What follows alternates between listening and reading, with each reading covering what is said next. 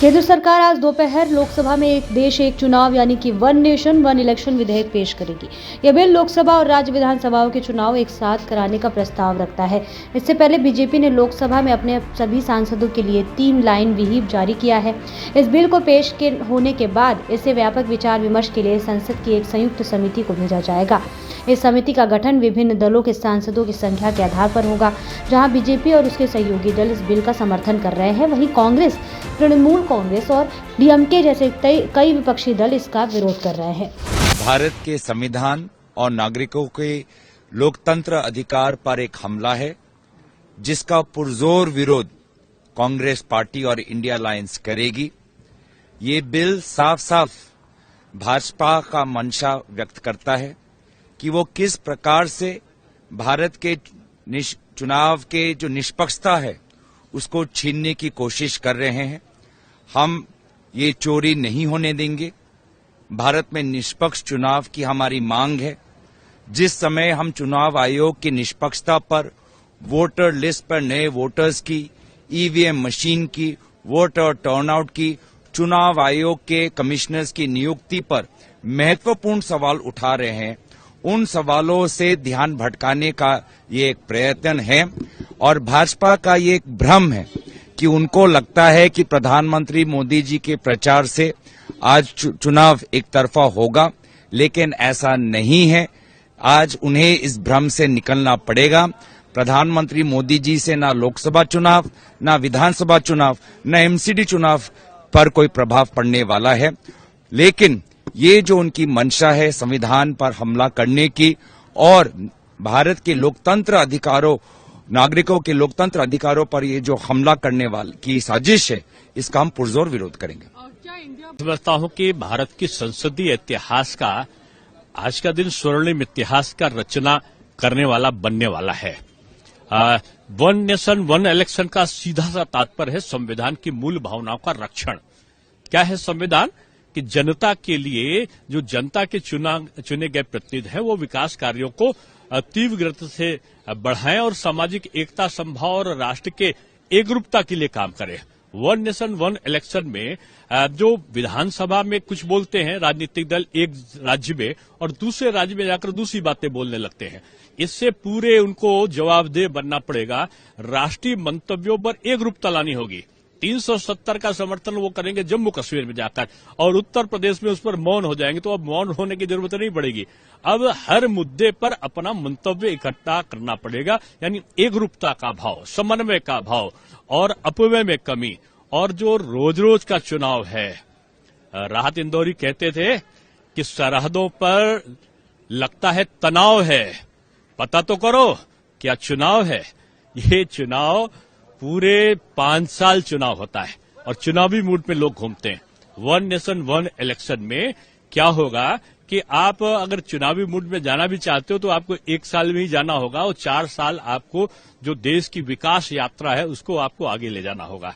तो ये एक वरदान है। लोकसभा में वो है वन नेशन वन इलेक्शन का बिल इंट्रोड्यूस जो है सरकार करने वाली। हम इस विधेयक का कड़ा विरोध करते हैं।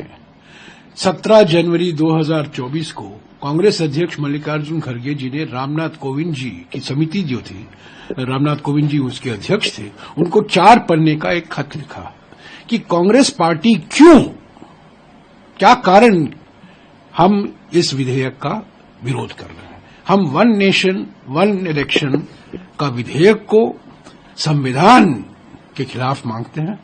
वो संविधान की मूल ढांचा जो है, बेसिक स्ट्रक्चर जो है, उसके खिलाफ है। लोकतंत्र को हटाने के लिए, लोकतंत्र को चुप करने के लिए ये चलाया जा रहा है।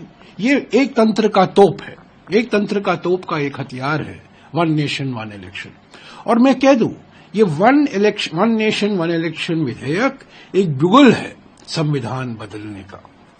और ये संकेत तो दे दिया था प्रधानमंत्री ने लोकसभा में अपने भाषण में, जब उन्होंने कहा था कि पहला संशोधन जो आया था हमारे संविधान का वो अंतरिम सरकार की थी, पार्लियामेंट की नहीं थी, निर्वाचित, पूरी तरीके से निर्वाचित नहीं हुई थी सरकार। 1947 से 1952 तक 5 साल जिस कैबिनेट में जवाहरलाल नेहरू, सरदार पटेल, बाबा साहब अम्बेडकर, श्यामा प्रसाद मुखर्जी जैसे बड़े बड़े व्यक्ति कैबिनेट मंत्री थे, उनको उन्होंने नहीं निर्वाचित हुए वाली कैबिनेट कह दिया। और इसका मकसद क्या था? मकसद, जवाहरलाल नेहरू ने इसका जवाब दिया जब संशोधन आया, पहला संशोधन, तब उन्होंने कहा आप इस संशोधन का विरोध कर रहे हो क्योंकि हम अंतरिम सरकार हैं। क्या जब हमने संविधान अपनाया, जब हमने संविधान को अडॉप्ट किया, तब क्या हम पूरे निर्वाचित सरकार थे? हम तो अंतरिम सरकार ही थे ना। 1947 से लेकर 1952 तक पहला चुनाव, आम चुनाव हमारे देश में 1952 में हुआ।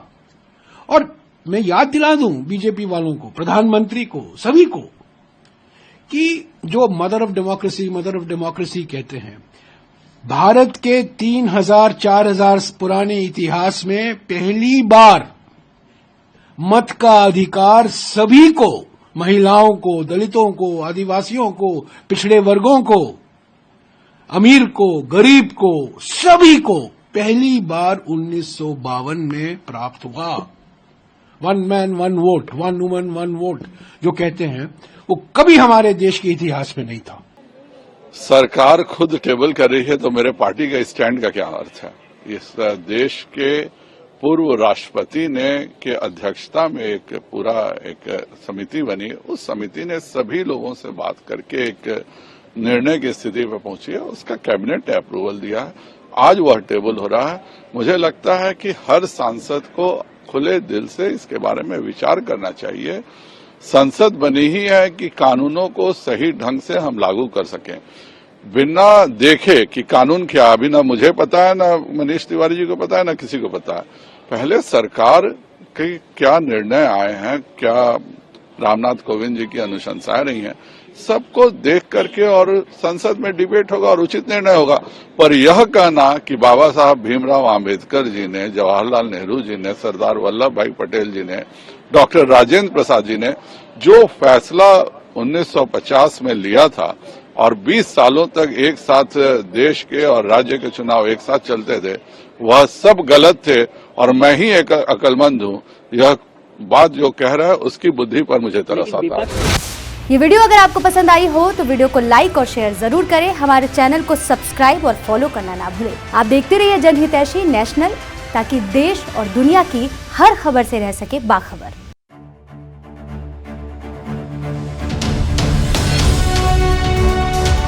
जनहितैषी, टीआरपी नहीं भरोसा आपका।